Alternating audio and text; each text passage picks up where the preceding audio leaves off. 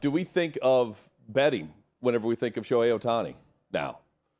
He addressed those allegations and connections to his former interpreter and former league employee and team employee of the Dodgers, formerly of the Angels, and had this to say yesterday during a 12-minute presser statement. Not really a presser. He didn't take questions. 12 minutes, including the interpreter relaying what Ohtani is saying. The new interpreter is Will Ireton. まずはじめに、僕自身は、何かにかけたりとか、誰かに代わって、そのスポーツイベントにかけたりとか、それをまた頼んだり、っていうことはないですし、僕の口座からブックメーカーに対して、誰かに送金を依頼したことももちろん全く、ありません。So I never bet on baseball or any other sports, or never have asked somebody to do it on my behalf.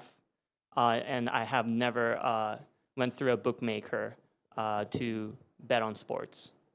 本当に数日前まで、彼が、そういうことをしていたっていうのも、全く知りませんでした。Up until a couple days ago, I didn't know that this was happening. 結論から言うと、彼が僕の、口座からお金を、盗んで、なおかつ、みんな僕の周りもそうですね、みんなに、嘘をついていたっていうのが、結論から言うとそういうことになります。Just to kind of just go over the result, in conclusion, Ipe has been stealing money from my account and has told lies. So not only, Chad, is he sticking with the idea that he did not wire money to the illegal bookmaker, he's saying that he had no idea that Ipe was he had a gambling addiction or was in debt, and that he never agreed to pay off a debt, which is in both accounts of Mizuhara. Do you buy it? Did he come off as believable?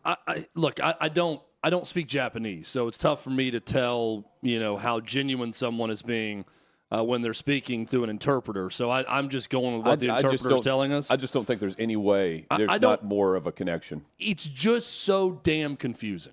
That's what I keep coming back to, okay? Because there was the initial statement by Ipe Mizuhara that said he knew about it, he helped me out, he wired the money, but I'm the one in gambling debt. I wasn't betting on baseball. He doesn't bet on baseball, but he helped me out. Then he had to come back and basically no comment.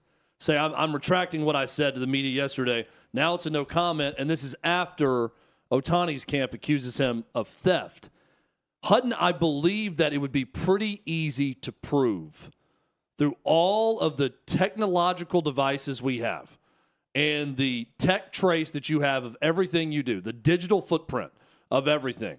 It's got to be super simple to prove that Mizuhara took money out of his account and wired it to someone else through a device of his own.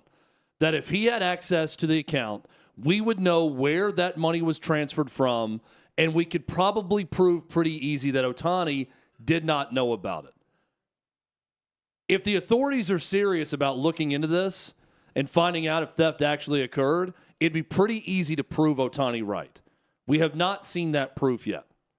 So I'm waiting to see if there's going to be any proof presented that Ohtani knew nothing about it, because here is how, and that's what I'd like to see in the statement.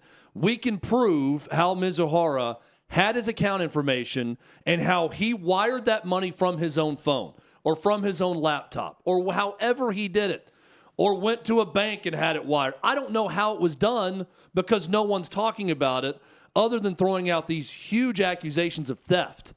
That the money just magically, $4.5 million over multiple payments, magically came out of Ohtani's account, and he was robbed. And he had nothing to do with it, no knowledge of it. You're going to have to prove that. Yes. Now, does Major League Baseball want to set out to prove that? They want it to go away. They would just prefer everyone buy this story and that the feds continue to go after the illegal book operation, the illegal bookmaker, and if Mizuhara is cooperating, they want to continue talking to him and do all that. Don't worry about the Ohtani part of this. Don't worry about that. Well, everyone else is worried about it. Everyone else is asking questions, as they should. I don't think those questions were answered yesterday. Well, because I keep coming back to, if in fact he stole from you, that is super easy to prove. And you could show everyone that right away. Well, so far it appears that law enforcement in this is not involved in any way. It's the IRS, Major League Baseball. They're doing their own separate investigation. Then you have the feds who are investigating the illegal bookmaker. Yeah. And they're following the money trail. And it led back to where we are with Ohtani and Mizuhara. But to me, the presser here, it did not hit or answer two important questions. How did this guy have access to his bank account? Never said that. Never even tried to prove or claim that he was in some way had the password or whatever is going on here. And how do you not notice multiple $500,000 payments going out? How do you not know that or notice it? Even one. To the point where it took up until the day he was fired, whenever he sat down or was alone with Shohei Ohtani, and Ippei came clean. And this was after he told the clubhouse with the Dodgers over in South Korea. Those are the two questions that I have to hear an answer to before I can actually buy anything that was said yesterday. And look, maybe they're being told not to say everything, not to say the case that's out there. Maybe so, but ESPN has reported that Ohtani, this is as of yesterday, Ohtani's camp has asked law enforcement to investigate Mizuhara for theft. So if they have the information, again, this seems pretty cut and dry. Here's how he did it. Here's where the money disappeared. We can show you the date the money was wired. Our client knew nothing about it. He had access codes to this. He did it from this location. He did it from this device. Let's get that out there first. If they can show that, then I'm willing to move past it and say, okay, I buy all of it, but we don't have that info yet. And that's something very simple to prove. I don't understand how you can be so close to someone and not notice one thing going on here when he has access to your bank account. That's really the claim that's hard to buy. Well, I could maybe that buy he paid off the debt to help him. There are a lot of athletes who are awful with money, and in fact, a lot of them, they don't even want to know what they have. Don't know at all. Don't look into it. They're not monitoring their account. They just know that they make a lot of money, and some like to spend money. Some don't care. I don't know where Ohtani falls. He kind of strikes me as a guy who doesn't care about much. Or spending a ton of money either. Very private. So I could buy that, okay, he's not looking into his account. He's not checking his balance, over the course of months, and maybe doesn't know when money's leaving his account for whatever reason. It's harder for me to understand how, with his team around him, there's not a money manager, there's not an agent, there's not someone else who's got an eye on their finances that could flag this. But if someone's taking money in separate accounts out and giving it to an illegal bookmaker. But in order to communicate with the guy, you have to go through Mizuhara. Yeah. I mean, who's attached at the hip to the guy. If you're here, if you're stateside, I'm saying. And look, maybe this is just one of those cases where he just trusted this guy wholeheartedly. Sure.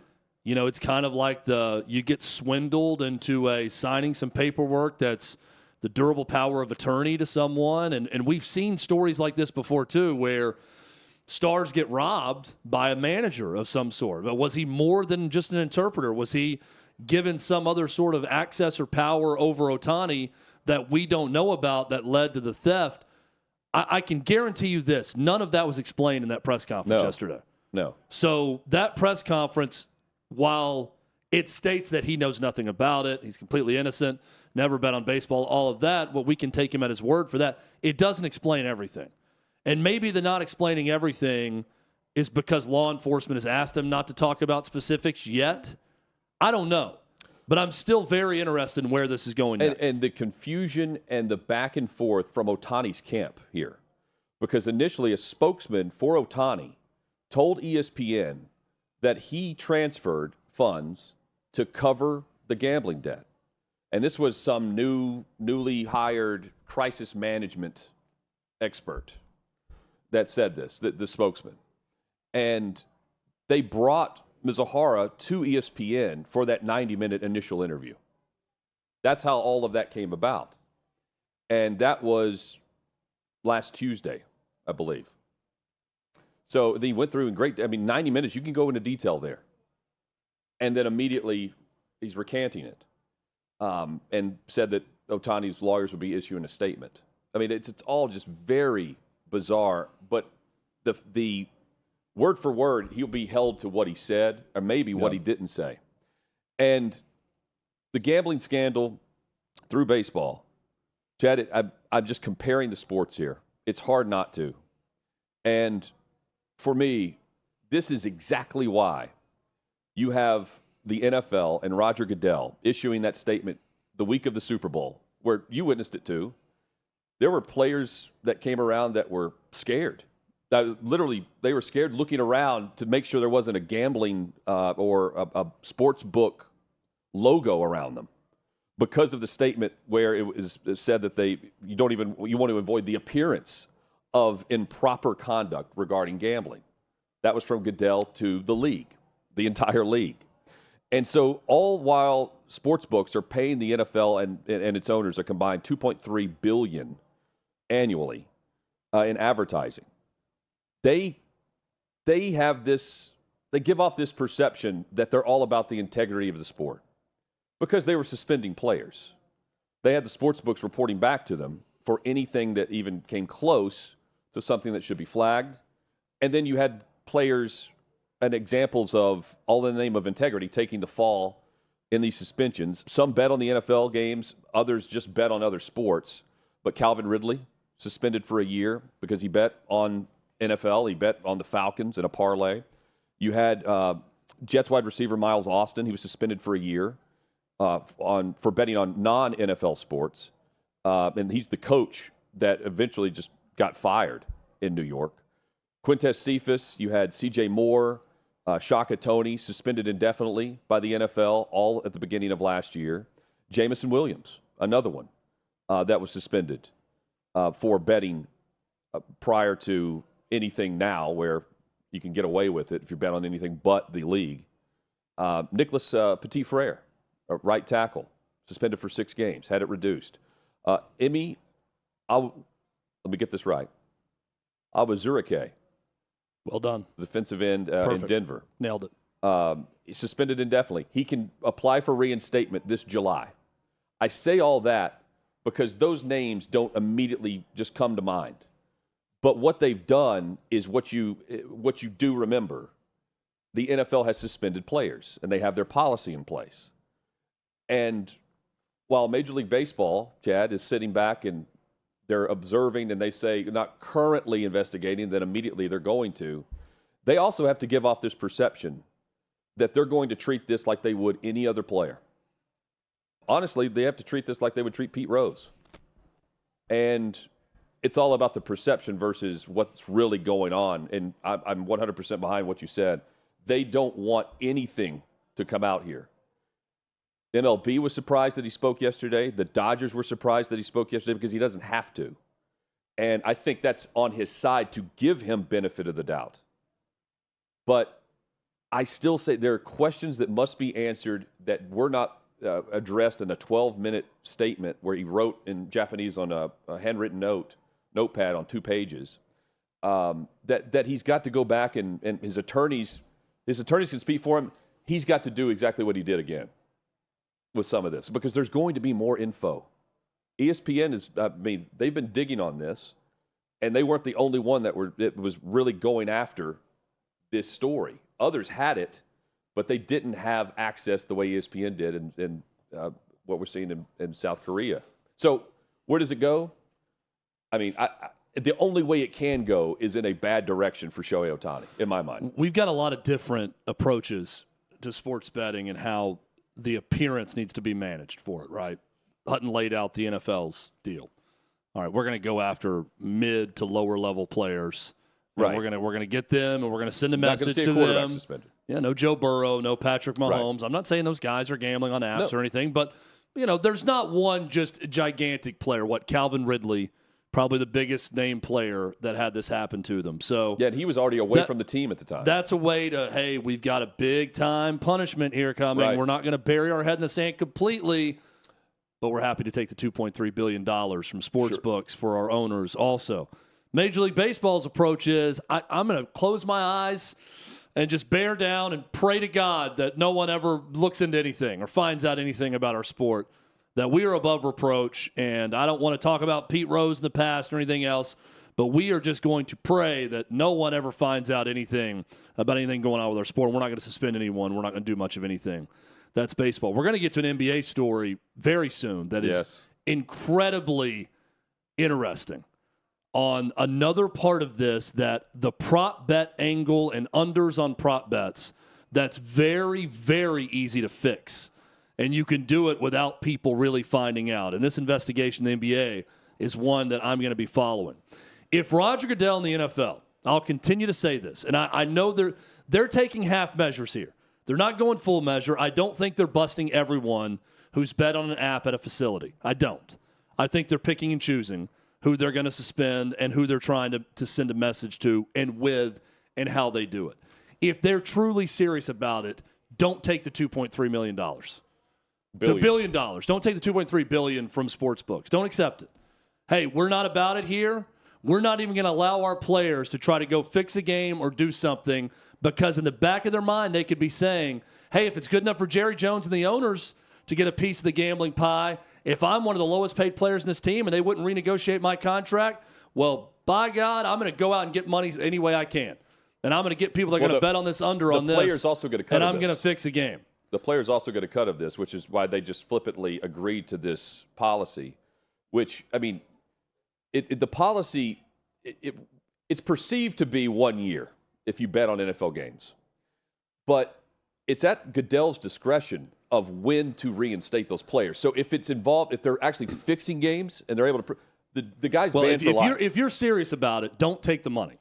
That's what I would say. If you really want to send a serious message that we will all stand up and listen to, then you forfeit $2.3 billion in advertising revenue from sports books and say, all right, we're not going to take it. They can go to the other leagues. People are going to watch our sport. They're going to bet on our games regardless. We're not going to be complicit in it if that's going on, and we're going to be the league that stands for more than that. It's never going to happen.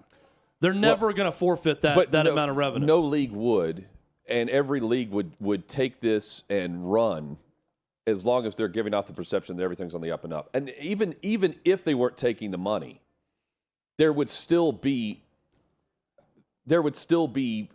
stories that would pop up. There were prior to this, in college hoops and beyond. So yeah, and if it still pops up and that happens, and you're the NFL, you could still fall back on your moral uprightness that you didn't take the dollars from them. But you could say, we're so anti doing anything against the integrity of the game. We didn't take a single ad dollar from them. So no one can say a word about any scandal that's going on right now. Because when a scandal happens, what's the first thing we say? You would still have the joke is, right, we're going to have this report brought to you by DraftKings, then presented by FanDuel about this player that's illegally gambling on an app. But, I mean, by and large, I think the percentage of fans who actually care about the advertising is extremely low. But even if the advertising is gone, if there's a scandal, fans will be saying that the games are fixed and rigged and that they have a massive problem, even if they're not taking the money. I think it's beyond that. It's how much are they actually digging into it versus finding out that, a sixth-round pick, Chad, Isaiah Rodgers, is betting on NFL games, right? It's not the superstars. And that's where they give off this vibe of, hey, we're actually digging on this, right? And all the players are confused. We didn't know you couldn't bet on anything outside of football, which they should be able to do. Someone else who doesn't you could do want it in Major League Baseball. Someone else who doesn't want scandal or any of these fixing. It's the major sports books. Sure. The online sports books don't that's want what this DraftKings, because they know if the stories like this start to pop and hit, then all of a sudden they're not going to have as much cooperation with pro leagues. They're not going to have as much cooperation with states. If there's widespread scandal everywhere, that's not good for their business either. No, and especially when they're losing money on top of that with some bets that are just irregular coming through. That's a great seg into Jonte Porter, who is a off-the-bench, little-known player that is receiving huge bets whenever he's played recently. That the NBA and is partnering here with DraftKings and authorities. They are looking into 2 specific games, one on January 26th and one on March 20th, just a few days ago, where the Toronto Raptors and Jonte Porter is receiving a lot of money headed his way about playing time. On January 26th, in the game versus the Clippers, Porter's over-under prop bet, the totals were set at 5.5 points, 4.5 rebounds, 1 assist, really no three-pointers. It was at 0.5, and roughly in line with his recent averages. And he played 4 minutes before exiting due to what the Raptors called a re-aggravation of an eye injury that he had suffered against the Grizzlies, and that came 4 days earlier. So there was a lot of money that came in with that. DraftKings reported that the under total on Porter's three-pointers was the biggest money winner among all NBA player props that night at half a shot. You just take the under knowing that the guy's not going to attempt one. March 20th, Porter's prop set at 7.5 points, 5.5 rebounds, and you had the Raptors who were banged up, so he's supposed to play a little bit more. So the numbers are higher. He played 3 minutes, 0 points, 2 rebounds, and he left with an illness. The very next day, DraftKings reporting that Porter's props, once again, the top moneymaker from that night's NBA games. They're looking into it for exactly the reasons you're saying. But then he went and played nearly 21 minutes the very next game. The next game. That then matches up with their eyebrow raise going, what's going on here where you have a big spike, but the money's not pouring in on that particular game the very next day. And not with an illness the day before. Yeah, this is very, very suspicious. Something smells bad on this whole story. And it's so easy to fix. I mean, when you're reading into this, my first thought is, man, this is, if someone's got an under on you and you get paid off to say, hey, my knee problem from a month ago is re-aggravated, I can't go, and you check out of the game after a few minutes without scoring or taking one shot or whatever it is, or my eye hurts or I'm sick to my stomach, and the Raptors can put out an official release that it's an illness that forced you to leave the game. This is very, very easy to fix these prop bets. And when people hear game fixing, they think, oh, this guy threw the game for his team and they lost. No, it's something as simple as this.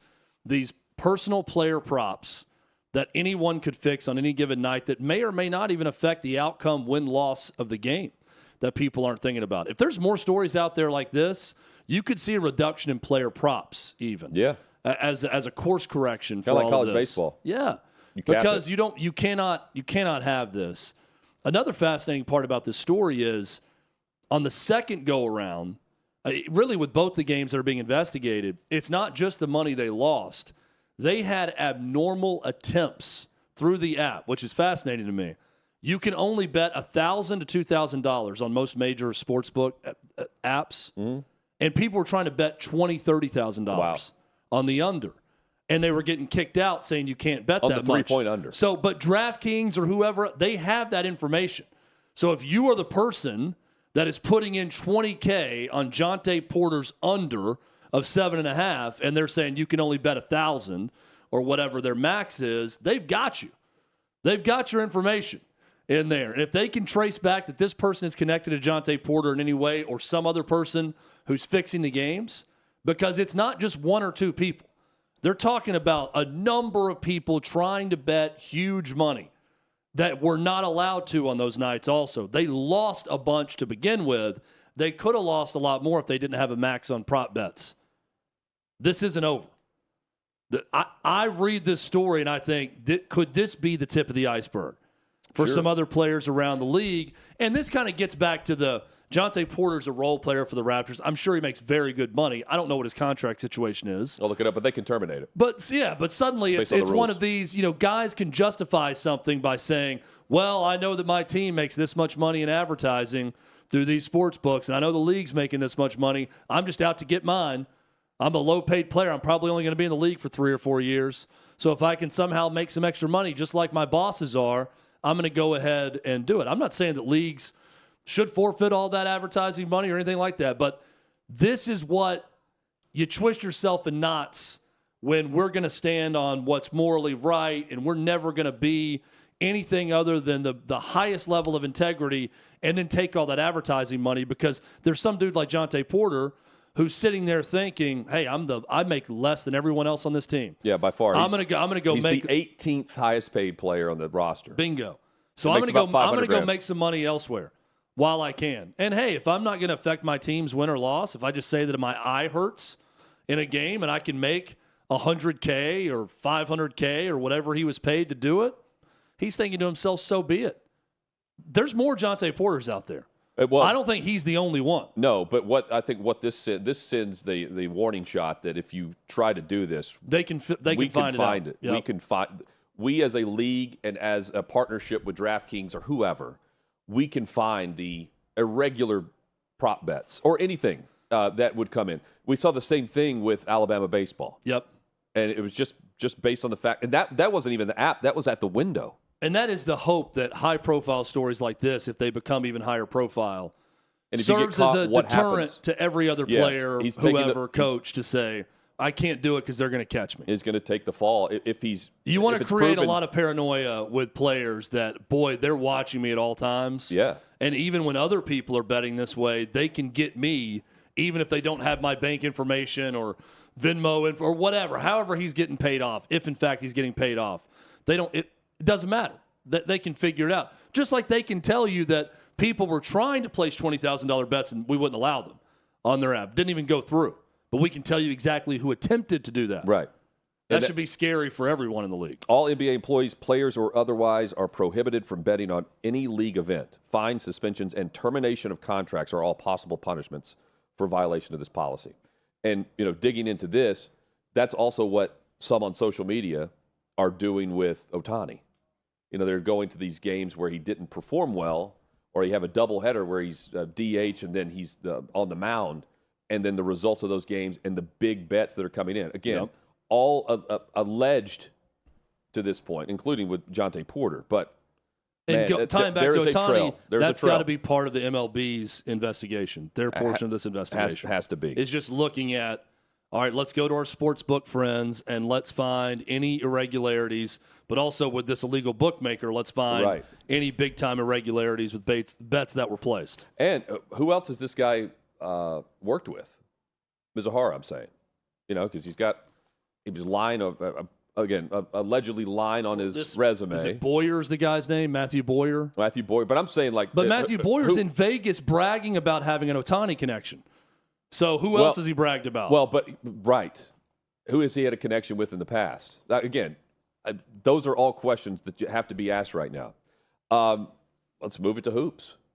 You had a official in the women's NCAA tournament this past weekend removed at halftime of the game because... What a bummer story after bummer story to start the show, I know. by the way, with all these scandals. This, I think, is an innocent mistake. So Tommy Paris is her name. She's a University of Tennessee Chattanooga graduate. She got her master's, there. From there. But this past weekend, she's the official for NC State against UTC. And based on the rules of officiating, she should not be officiating that game, but she was assigned this game by the NCAA and the officiating committee. I don't know how this happens. I don't know how this slips through the cracks. But by halftime, they had removed her from the game and replaced her with an official that had just reffed the previous game, which I believe was Tennessee in Chattanooga, playing the previous game, the previous tip-off. Halftime, if you're wondering about UTC and NC State, it's 26-17 at the half. NC State was leading.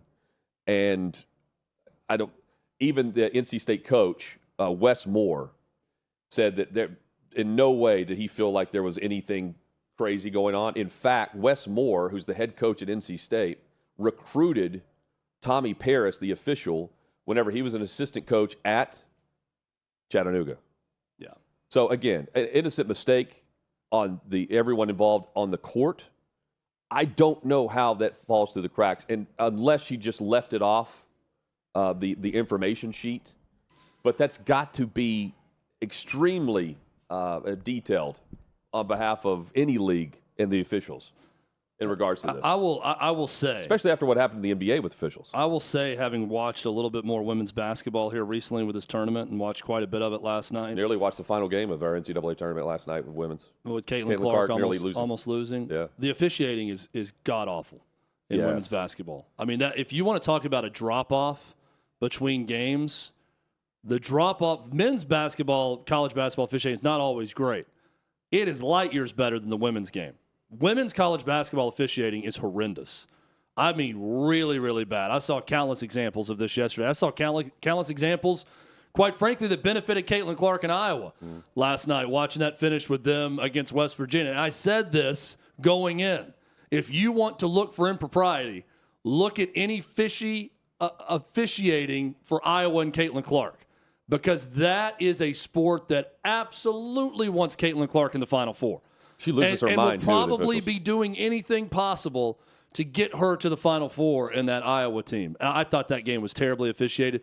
This story, though, the only thing that raises suspicion for me is that this woman in the report, they said she failed to disclose where she went to school. Oh, grad school. Yeah, did not tell them that. It's one that I think if you're an official, I mean, I guess you just want the paycheck, and she probably lives close to Raleigh, where this game was played. Yeah, and they knew they weren't going to fly her somewhere. Or she's officiating a different conference altogether. But you know what I mean. Like, you get the assignment, they're like, hey, we're going to have you call NC State UTC, and you don't tell your regional rep or the NCAA, hey, by the way, I've got my master's from UTC. I can't call the game. And that's common general sense that you can't do it. Yeah, that's a general rule that they would know. Common sense, you can't do that type of stuff. So I don't think she did anything in the game that was untoward. No, including or anything like that. NC State head coach said. So, again, why not tell them that?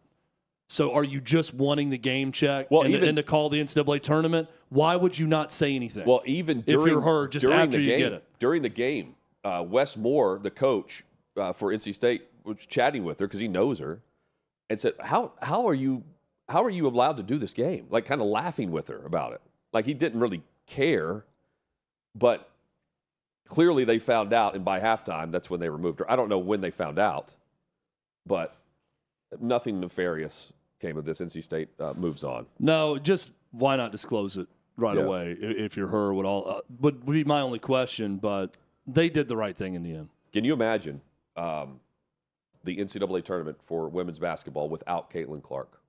All of this talk. It goes back to being the NCAA tournament for the, exactly what it was. Other than last year, the previous 40 years. And how that's what it goes back to being. Think about the execs, the networks, the NCAA top to bottom. They've got their Final Four tickets are already just skyrocketed. Where I think the tickets are going for like $500 a piece or something. I was reading about this. Think about the ramifications of Iowa losing that game last night, and they nearly did. It was a tie game with 2 minutes left. The fact that it even got that close is surprising. I'll be surprised if the NCAA allows it. I'm serious. I mean, I don't. The hype around it. I will be shocked if they lose in the Sweet 16 or Elite 8.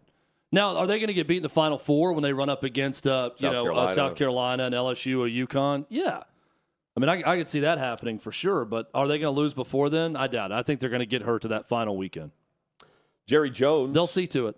He's down in Orlando at the NFL owners meetings, and there's a photo circulating of him discussing some other question about the team.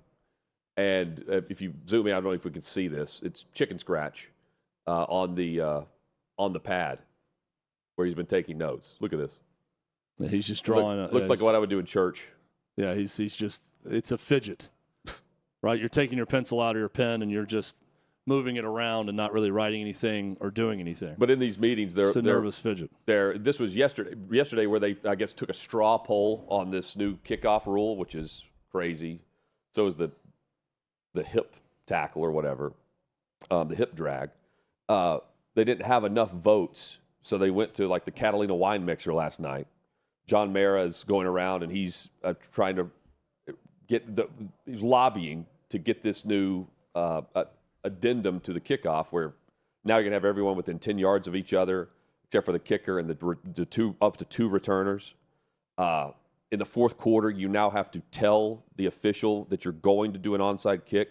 They then tell the other team. So guess what? No more surprise onside kick in the NFL. They end up having this unanimous vote this morning. So I see this, I'm thinking, well, I wonder if he did this during the meetings about the kickoff rule. Surprised no one has put what Jonah Hill was drawing in Superbad on his notepad, just for everybody to see. I'm sure the internet's been hard at work trying to do some funny things with it. What, like, a teenage boy would be drawing on his notepad during that would be Jerry Jones. Maybe it's there. Instead, we just have the scribble marks. Look at that. You have even the NFL logo in the middle of that. That's a nice notepad. What do you think? What do you think a Cowboys fan would pay for that, to be able to frame that chicken scratch? A lot. They'd give up a lot to have something like that. This is a work of art. This will hang in Canton one day. You think that they're going to frame this and put it in Canton? I don't know who determines what is art and what is not, but I look at that and I think art. You were at his Hall of Fame induction party, so this could be an item that will be with the Jerry Jones collection in Canton. This should have been the watermark for the invitation. That's what I'm thinking. John McClain. That and the NDA he signed with that girl's mom will both be in Canton one day. Be in his locker. Yeah. Be in the office of Jerry Jones.